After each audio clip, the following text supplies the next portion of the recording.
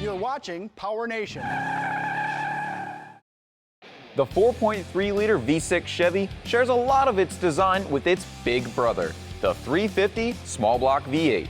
Today on Engine Power, we build our V6, showing you in-depth information along the way.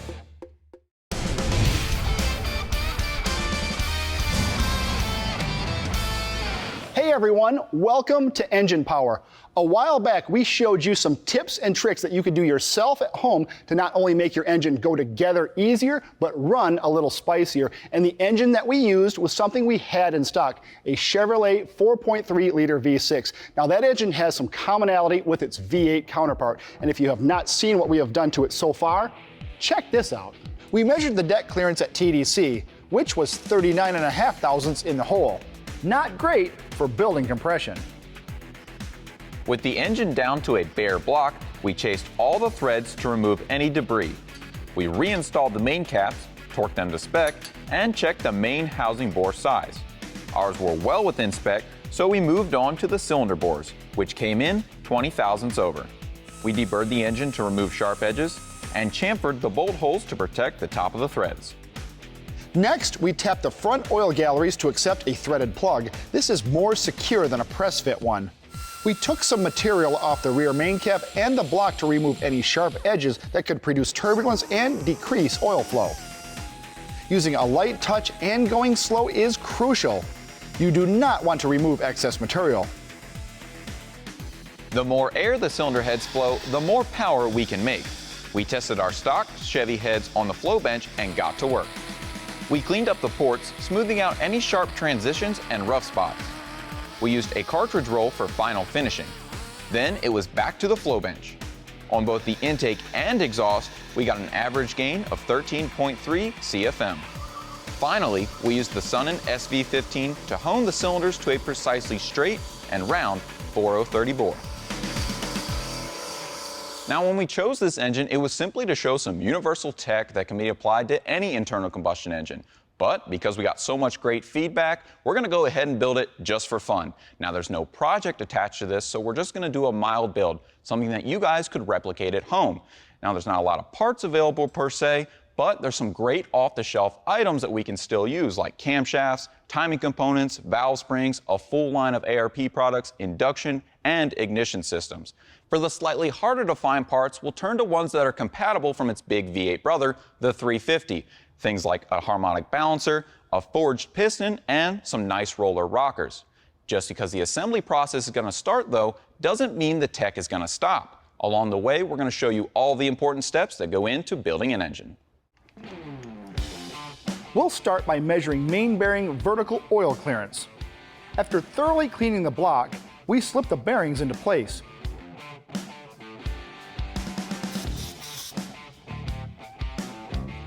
We'll prep the ARP main bolt kit just like we would during final assembly. Ultra Torque assembly lube goes under the bolt head and onto the threads.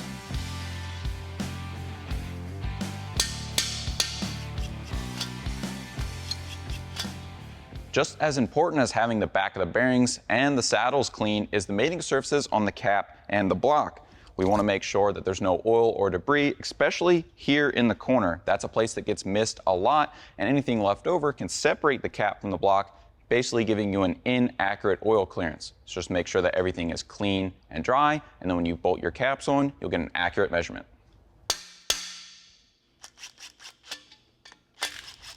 We're going to go ahead and torque our main cap fasteners down in 3 equal steps following ARP's instructions. It's important to do this to make sure that the cap and the fasteners are loaded evenly. You don't want it cocked to one side or the other. So we'll torque our bolts in equal increments, starting with 30, 50, and then finishing with 70 pound-feet. After setting the micrometer to the main journal size, we'll use it to zero out our dial bore gauge. This ensures you get the actual clearance measurement on each journal.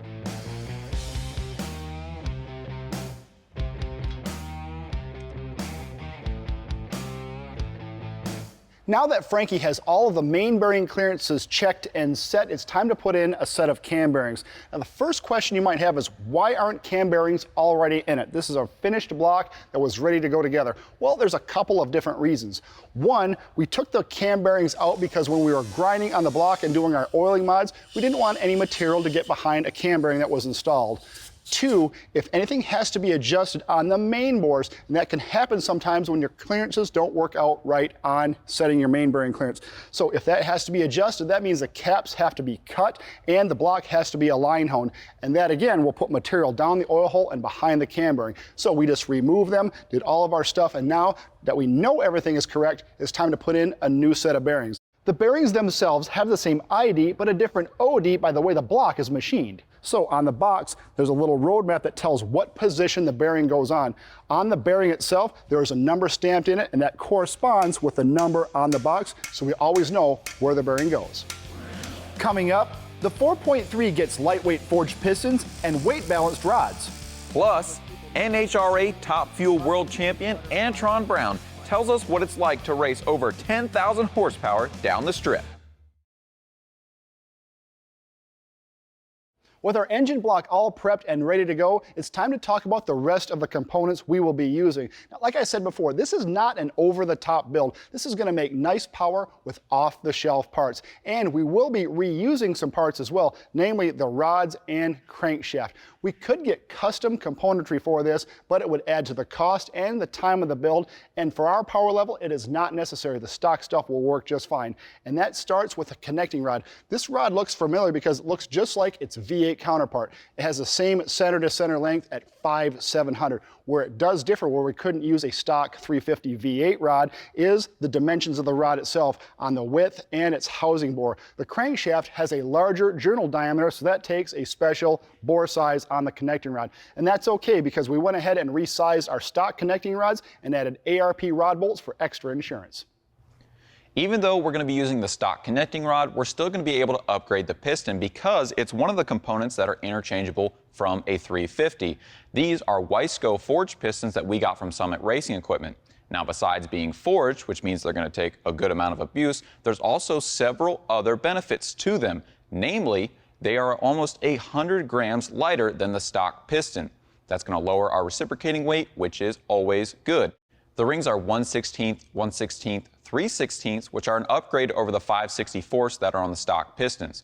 Most importantly though, the piston has a flat top design with 7 cc valve reliefs. This is going to up our compression ratio, but also keep it manageable in case we decide to put a power adder on it later on. What was that? Nothing. Now this is all able to work because our compression height is the same at 1/560 and the pin diameter is the same at 927. These benefits are great, but it does add a little bit of work. Which means we had to get the crankshaft rebalanced. And for high precision work like that, there is only one place we will take our stuff, and that is Shacklett Automotive Machine here in Nashville. We took and made a bob weight card weighing all of our components and took the entire assembly up, and John spun it up on his new Fentech balancer. The crankshaft required a bunch of weight taken out of the counterweights because of how light the new piston was. So they took over 80 grams out of the front and back of the crankshaft. This particular crank is internally balanced on the front, meaning nothing that attaches to it on the front side affects its total balance. But the back is externally balanced, meaning whatever is attached to it, whether it be a flywheel or a flex plate, needs to be on for it to be balanced correctly. Now that the crankshaft is done, we will actually weight match our rods. When we made the bob weight card, we weighed the small and big end of the rod, found the lightest one, and then made the bob weight card. Now that that is done, we have to weight match the rest of the rods to that light one. To remove weight from both the big and small ends of the rods, we'll use our belt grinder, taking material off slowly and reweighing constantly as we go. Remember, it's easy to take material off, but much harder to add it back. The dial bore gauge is once again zeroed out to each journal size, and the rods are thoroughly cleaned. The rod bolts are torqued and checked for stretch with the ARP digital rod bolt stretch gauge. We check every bolt and write down the torque and stretch values on each of them. Then we'll check the oil clearance.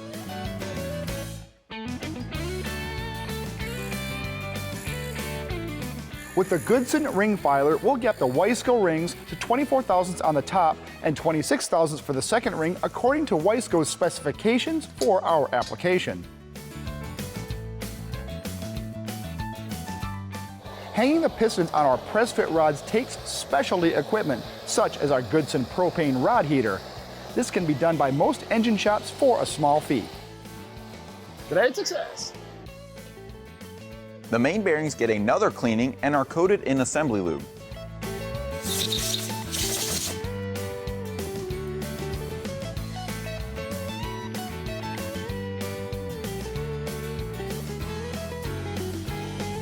Using ARP main bolts, the caps are snugged down in preparation for torquing. An important step to installing a crankshaft is setting the thrust bearings. Now, when the thrust bearing is integral to one of the main bearings, you have to put it into alignment. So the way we'll do that is actually tap the crank backwards and then tap it forwards.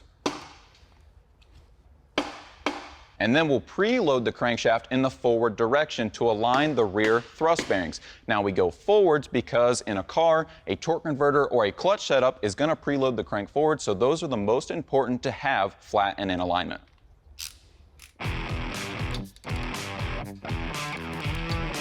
The main bolts are torqued to spec in 3 stages to a final value of 70 pound-feet.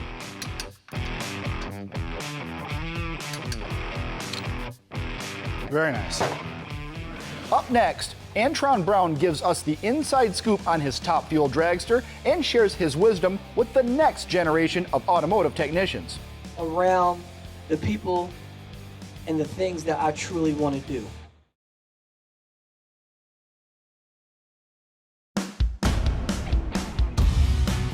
Three-time NHRA Top Fuel World Champion Antron Brown is a busy man. In addition to powering his more than 10,000 horsepower dragster down the strip, he serves as an inspiration to anyone who loves drag racing, high-performance vehicles, and simply working on their projects at home. Antron visited Nashville to speak with the students at Lincoln Tech about their opportunities in the motorsports field. While he was in town, he stopped by our shop and gave us a behind-the-scenes look at his top fuel dragster. I always like to show this part of it right here, especially what people never get to see. If I open these butterflies up this much like that, that's the burnout. That's unbelievable. It opens up 3/16 of an inch, does a burnout. All these bays that you see here, they're all evenly distributed. And what people never realize is that we have cross members in the middle of them that actually stop the car from snaking like this. Because back when I first started racing, they used to have a diagonal that went shoot, shoot, shoot like that in the chassis. Well, the cars, when you hit bumps, they used to snake like this, the front end did. Then some people didn't have them in at all and said they want it looser so it can have more traction, so they think the car was flexing. Well, never let the car flex more. It just made the car do this more. And we found out that that was bad. And then over the years, our teams were one of the first ones to ever have it, that we actually put an X member in each bay, and it actually made the car stay stabilized where it's more straight. And I say it gave you that nice, stiff sports car ride. Right, it's more steerable. Exactly. Right. Not the loose, floaty ride. I don't imagine what that would be like, feeling like, over 300 miles an hour. It's probably frightening. It's not a ride you want to do. Trust me, you get past half track, you hit those transitions from the concrete to asphalt on the tracks. You used to go like this, and the car used to do this the whole way, man. And let me tell you something, you're like this. What should I do now? I'm like, just hold on, this is the way it's supposed to be. And you're just snaking along, and now it's more like straight and rigid, up, tracking straight and right. Nice, nice. You've been associated with Matco since 2008, and probably 3 or 4 years before that with the bikes. Tell me the importance of Matco as a partner to you. You know, when you get part of a company that makes you feel at home and you're a family, and think about it, is you're not selling a gimmick product. You get what I mean? You're out there making people's lives better by giving them the right tools for the right job. And we all know in the mechanic world, because we work on this race car, we tear these engines down and put them back together and have this car ready to run in 25 minutes, a complete engine overhaul. And when we can show the mechanic at home that we can do that, they're like, we want those tools for the job. You are very proactive on working with people and like riding on their trucks. And who wouldn't want to have Antron Brown I want AB on my truck if I'm driving around. Yeah, if I had a truck, So, I'd be like, I'm come gonna on, you can come all week. All week, come on. Here's my buddy Antron. The involvement with that on that level, that's really neat because that shows your commitment to it and you believe it because you have these tools at home too. So what's your favorite thing to do at home? What's your favorite tools to use at the house? You know, my favorite tools, I have fallen in love. You know, I used to be an air guy, air impact gun guy, air ratchet guy, but I have fell in love with the electric Infineon line. Oh yeah. Okay, those guns are amazing. I mean, amazing. Like my favorite one I use a small one. I use the little 1/4-inch impact because you got to remember I work on my kids' junior dragsters all the time. Yeah. People will be like, "Hey, B, man, what you know? I got to make a chuck." Say, "Man, we got 5 minutes in your lane." Say, "No problem." Boom, boom, boom. Take the clutch off, make a change, put it back on, and they're just so accessible. And those little guns got so much power, even all the way up to the big impact. I changed my trailer tires when I had to flat on my trailer, took out my big 20-volt impact gun, boop, boop, boop, knocked it right off and put it back on. I went and got my torque wrench, and I only had to do like a 1/4 turn torque wrench to torque it back on like a click. So that tells you how powerful the electric tools are. Trust me, I use them all, and you can see the wear and tear on them, and they haven't failed yet. And the coolest part is the batteries charge up so quick and efficiently. Matco also has another side where they back up their distributors, and I think you have seen that, firsthand as you have a lot of good relationships with them and you get to travel with them a lot. Well, for sure. Well, one thing about it is that Matco always backs them up by having what they need. You get what I mean? So it's always, people don't realize it's not just a distributor showing up at the shop, okay? That distributor has a district sales manager, a regional sales manager, but besides that, he has other families of Matco distributors that's around the area, but they're not in competition with each other, but they lean on one another. It just sets everybody else up so they can lean on one another so they can be the best they can be. Is when they say Matco's got your back, they got your back. Matco understands that the students of today will become the automotive technicians of tomorrow. There's a fully stocked Matco store on the Lincoln Tech campus, offering deep discounts on the tools and equipment students need to succeed as an automotive tech. Visits from industry leaders such as Antron Brown inspired the next generation of motorsports professionals. Appreciate you, man. All right. It's just putting myself around the people and the things that I truly want to do. And when you do that, the opportunity will come. But when it comes, you got to be ready. Up next, the V6 gets a bigger camshaft for some extra ponies on the dyno.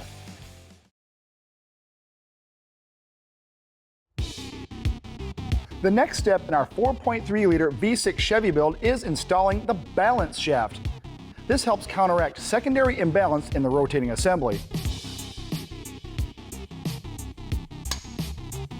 The front bearing is press fit, so it needs to be tapped into place.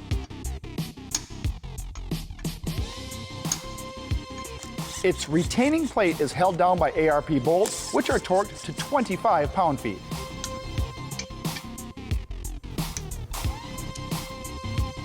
The drive gear is torqued to 45 pound-feet. Before installing the camshaft and gears, we'll screw pipe plugs into our threaded oil galleries. Keeping with our mild street build, we did not go overboard on the camshaft like we normally would. At 50 thousandths lift, this comp off-the-shelf grind hydraulic roller has 215 degrees of duration on the intake and 220 degrees of duration on the exhaust. It has a 114 degree lobe separation angle, and with our 1.6 ratio roller rockers, it will have 534 thousandths lift on the intake and 547 thousandths lift on the exhaust.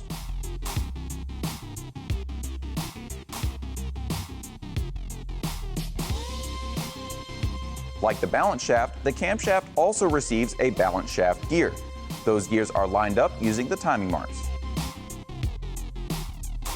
Finally, the new timing set goes on.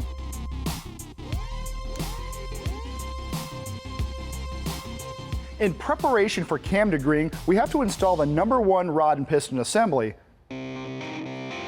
It's easier to degree a cam with just the #1 piston installed because it takes less effort to rotate the crankshaft than if all 6 piston assemblies are in. This also allows you to be more accurate during the degreeing process.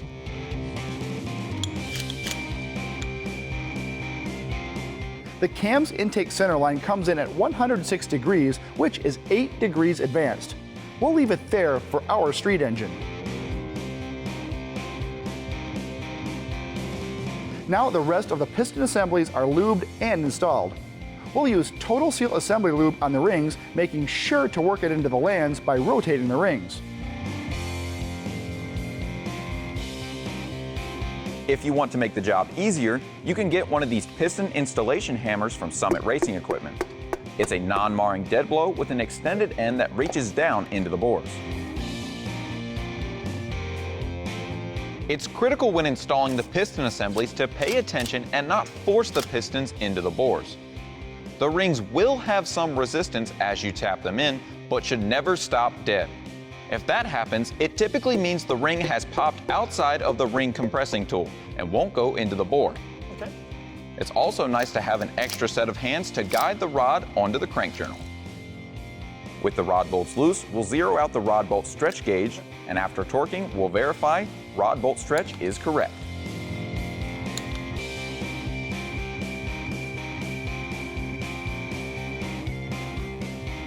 What are you thinking? Not bad, right around 18. It's pretty good for a stock ring pack. Yeah. We have made outstanding progress on our 4.3 liter V6 build, and with the short block together, it's looking pretty good, but we have smooth, ran out of time, but there's still plenty to do. Yeah, this is a great stopping point. The next time we'll be putting on our ported cylinder heads, the rest of our valve train, our induction, which is pretty cool, and all our ancillary parts like the timing cover and oil pan. But if you liked any of the tech you saw today, or you want to learn some more, you can go to PowerNationTV.com.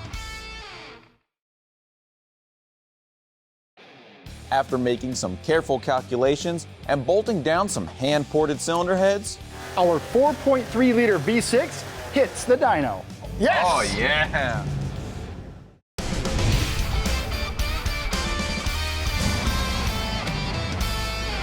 Hey everyone, welcome to Engine Power. Today we are going to be continuing on a very fun project that we are doing quite frankly because we have gotten a lot of requests from you viewers to work on one. So we've dragged one out of the warehouse and started a build. This particular engine is relatively easy to work on because it shares some common architecture and parts with something us gearheads should be very familiar with, the Gen 1 small block Chevy V8. This is its little brother, a 4.3 liter V6. This has powered a bunch of vehicles over the years, but it is still very common in the hot rod community to work on.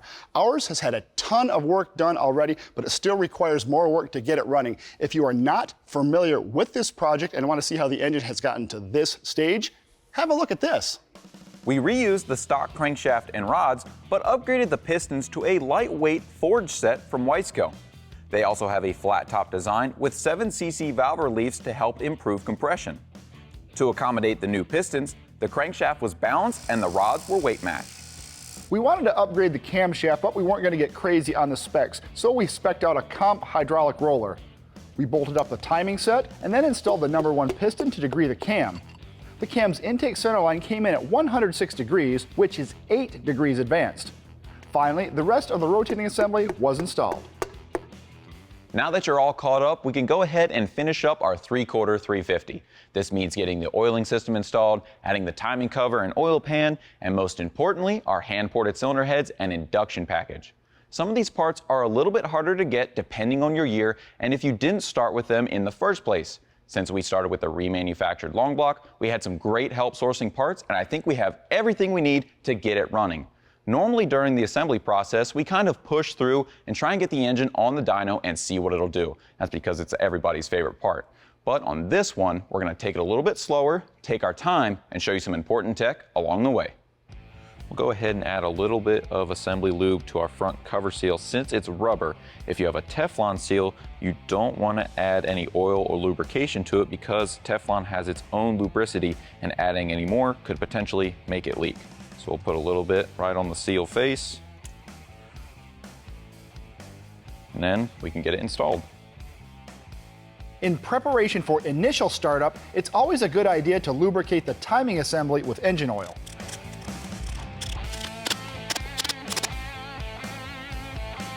The rear main seal is Teflon, so it does not get lubricated. A thin layer of silicone is laid on both sides of the gasket.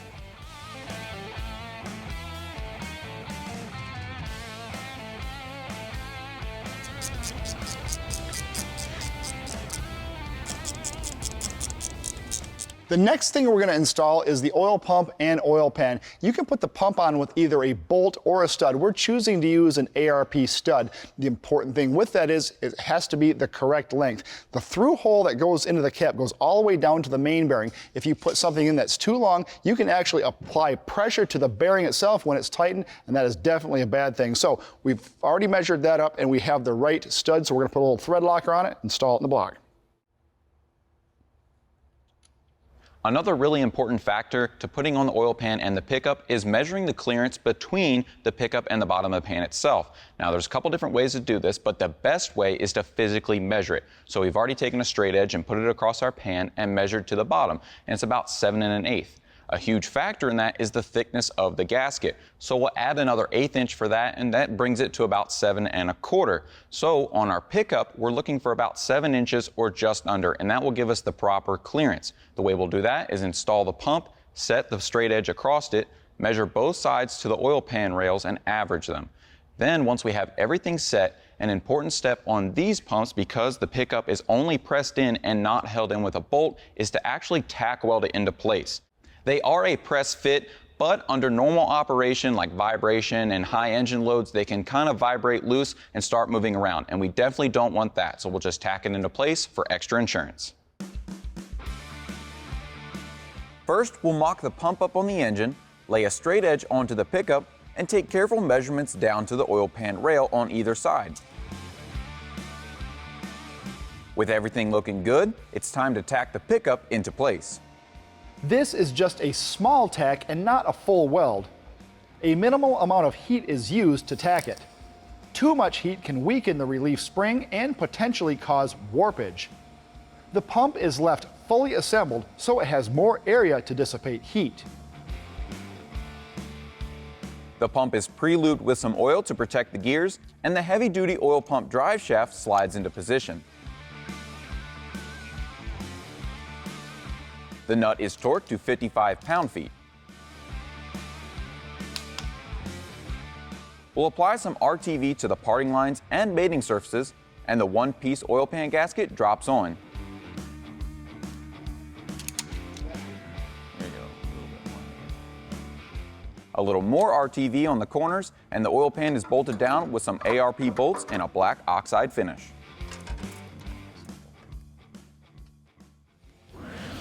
Up next, the more you know about any engine, the better you can make it run. We'll show you how to calculate compression ratio.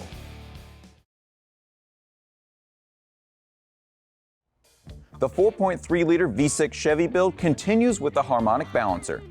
Please use an installation tool, not a hammer and a piece of wood. It's worth doing it the right way so you don't accidentally damage the balancer. The degree wheel, a piston stop, and a magnetic base pointer are all used to check true TDC. The engine is turned each way and the piston is run up to the stop. The degree wheel reading should be the same when the piston touches the stop.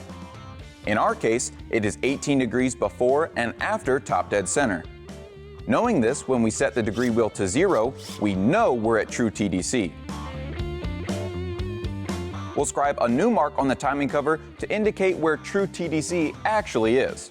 In the spirit of slowing down and showing you more tech, we're going to do something for you that we haven't done in a while. We are going to measure some volumes on the engine to calculate an accurate static compression ratio, and that involves the top of the piston and the cylinder head's combustion chamber. Normally, you can get data on the top of your piston from the piston manufacturer, whether it's a dish or a dome, to what cc it is. And you can also research and find out what your combustion chamber volume is on your cylinder head somewhere on the internet. But because those are both unknowns to us, we are going to calculate those volumes ourselves. And the way we're going to do the top of the piston is pretty simple and just takes a little bit of math. What we're going to do is roll the piston down into the bore, apply some assembly grease around the edges, and then roll it back up to a measured value. Then we can set our plexiglass plate on and physically pour it for a volume. A minimal amount of grease is used to stop the fluid from leaking into the crankcase, which would cause an inaccurate measurement. Now we'll run our piston up to a precise 50 thousandths below the deck surface. Excess grease in the cylinder is removed because it will take up some volume.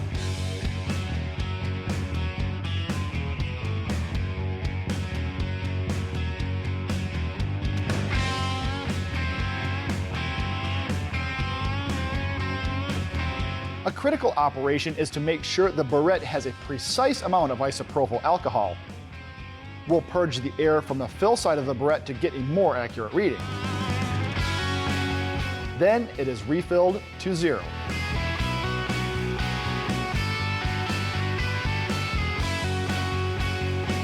Sometimes it's easier to have an extra pair of hands to hold the burette in place. We carefully fill the cylinder to the top, paying attention not to spill anything outside the plate.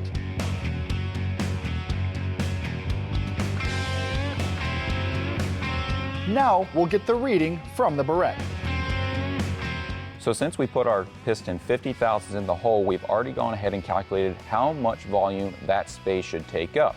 So we've gone ahead and calculated the volume of the cylinder and then multiplied it by 16.39 to convert it into cubic centimeters.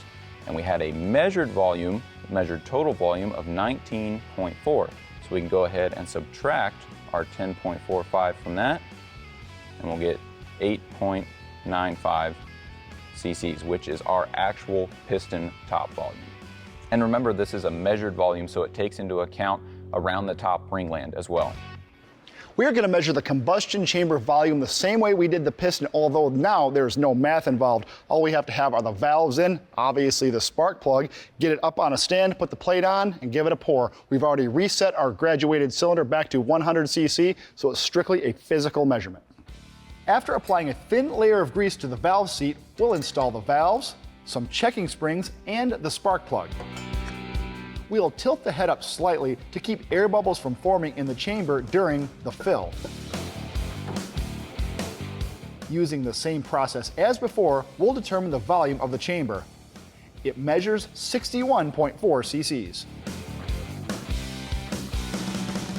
Now that we have our values, we can go ahead and calculate our compression ratio. To do this, we need to know 5 different volumes, all in cubic centimeters. The first is the swept volume, or displacement of one cylinder, which is 727.54 cc's. Volume 2 is the top of the piston, which we measured at 8.95 cc's. Volume 3 is the deck clearance, or volume of space between the deck surface and the top of the piston, which we calculated to be 4.59 cc's. Volume 4 is our head gasket, which is 8.49 cc's. And finally, Volume 5 is our combustion chamber, which Pat measured at 61.4 cc's. For our calculation, we'll add up all 5 values to get a total volume of 810.97 cc's and then divide it by the total volume minus the swept volume. This gives us an accurate compression ratio of 9.72 to 1. Measuring and calculating the compression ratio is just like degreeing the cam for us. Even though we don't show it to you every time, we do it every time. With our old setup in this engine, with the dish piston and how far the piston was down in the hole, we had a calculated compression ratio of 8.65 to 1. With our new piston at 9.72 to 1, that will definitely help us in the horsepower department. Up next, the V6 gets heavy-duty springs, roller rockers, and a carbureted intake. Then it's off to the dyno cell.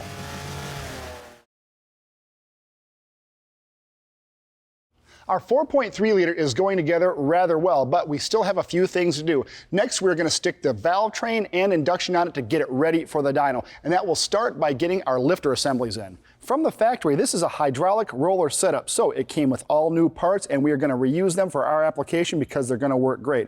It starts with a hydraulic roller lifter and a tray. Now, if this looks familiar, this is the same type of setup that is used to retain the lifters in an LS. There is no tie bar on the lifters. It has been aligned and retained by a tray. After that, we're going to get our cylinder heads installed. Now, if you remember, previously we have done some work to these heads and shown how you can do some porting at home and improve flow, but not get yourself into any trouble by removing too much material and causing a bad situation. To support our new cam, we've also added a new valve spring assembly. It is from Comp, and it is a spring, retainer, and keeper assembly. We had to set up individual spring heights to get our installed height correct for the seat and open pressures we wanted, and we've done that with a height mic. Our new installed height on our spring is 1 inch 740 thousandths, and that will give us 126 pounds of seat pressure and 360 pounds of open pressure. That is great for what we're going to be doing, and will even support more if we give it some more juice. The valve stems are coated with engine assembly grease and slid into the guides.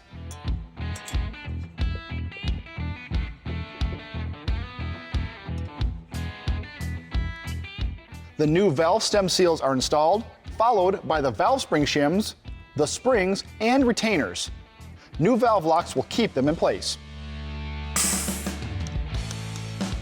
The lifters are oiled, slid into place, and the trays are torqued to 25 pound-feet. We are using ARP head studs, and since the fasteners go into the water jacket, thread sealant is required on all of them.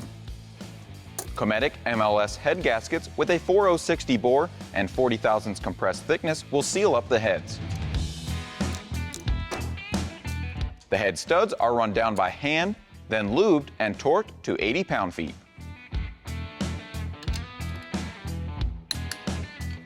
Now that our cylinder heads are clamped down on our engine, we can move on and install the rest of our valve train. That's going to mean new rocker studs, new rockers, and push rods. The stock rockers are a stamped steel design, and the stock rocker studs are non-adjustable. And that works in the stock application, but it's just not going to cut it for what we're doing. So we're going to upgrade them. We're going with a set of ARP 8740 rocker studs that are fully adjustable, and that will allow us to run some full roller rockers that we got from Summit Racing. They're Scorpion 1.6 ratio roller rockers, and they have a self-aligning tip that will allow us to not run guide plates because they're a little bit tricky to make fit on these cylinder heads. We went with a 1.6 ratio so we could get a little more lift at the valve. We also went ahead and measured for a new push rod length since we've been changing these components, and we have some 7-inch 5/16 80 wall push rods from Comp. We're going to start by applying some sealer to the threads of the rocker studs since all the rocker stud holes are through holes, so they go into either the coolant passages or the intake ports. Then we'll get them torqued down and get all of our other components put on. Following ARP's instructions, they are torqued to 50 pound-feet. Extreme pressure lube is applied to the push rod ends, and they are dropped in. The same lube is applied to the valve tips, the other end of the push rods, and the rocker stud threads. The hydraulic rollers are set to 0 lash plus 1/2 turn of preload in the firing order of the engine, 1, 6, 5, 4, 3, 2. We're not known for painting engines in conventional colors, so this time we're using Chrysler green.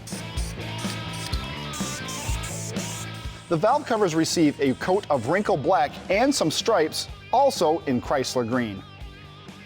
As always, we glue the gaskets down with weather strip adhesive. The mating surfaces of the block and the heads receive silicone as well as the china walls. Before all of the fasteners are tightened, we make sure the intake ports are lined up properly on the Edelbrock Performer intake manifold. Finally, our fancied up valve covers are tightened down with ARP fasteners. Up next, you don't need 8 cylinders to have a lot of fun. Wow! Woo! All right, what carburetor is on that right now? I put that QFT 450 on it. If you do the math, around 5,500, this thing needs like 423 CFM. Okay. So I went the 450. Okay, I'll buy that. As far as pulls, I am gonna do something that I normally don't do. We're gonna start this at like 1,500. That's pretty low. And let's run it up to 4,500. Right to it, look at that. Yeah, that's not bad. Just Wide open, just like 1,500. Going up a hill.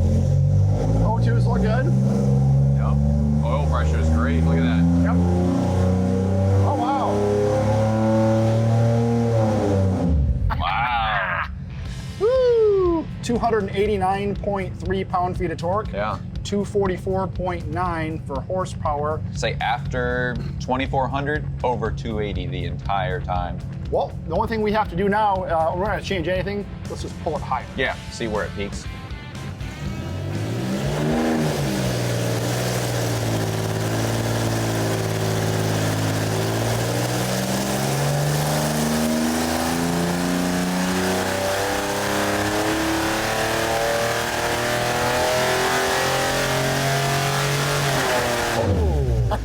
I think I broke 250. Yeah.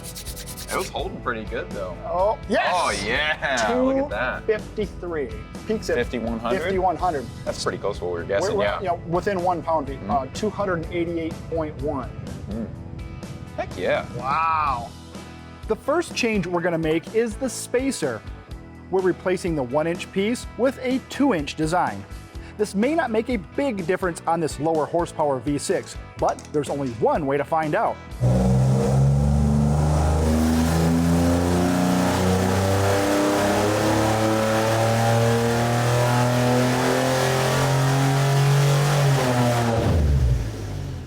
$254, $288. So Looks pretty close. it's almost number for number. They're literally identical Up top. past 4,400. Yeah. What do we have for carburetors? We have a bunch of different options, but we have this really nice 750 that's kind of like old reliable. I think that'd be a good ticket on this one. We have that old school annular booster one, so Yeah. let's give that one a try. Yeah, stick it on there, see what it does.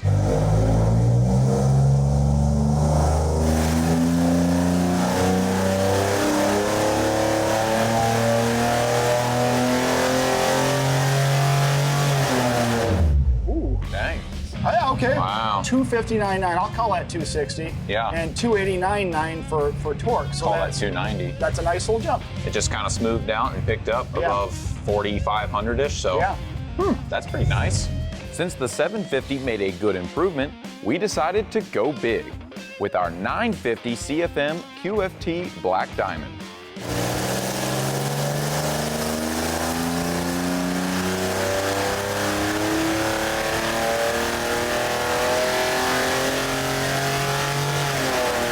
Dang. Oh yeah. 296 pound-feet of torque and 262 horsepower. Yep. What did that make over the 450? I mean, There's a little bit where they kind of match, but then they separate back out, so. That's unloading, or it makes more power at 2,100. Yep. There you go. That's pretty cool. For what it is at 266 inches. We almost made 1 horse per cube, but we made really decent torque. For something that originated at 150, 160 horse, Yeah. we are spectacular. Just because of it's a 6-cylinder and it's maybe a warmed over street engine, Yeah. that doesn't mean that you don't spend the same amount of time on it. I don't care if it's a forklift engine or an NHRA Pro Stocker, you put the same amount of work into making everything that you can put your hands on, making it as good as you can with the resources you have and the parts that you have. So, Exactly. All right, Well, great success. another good day. Woo! To find out more about anything that you've seen today, visit PowerNationTV.com.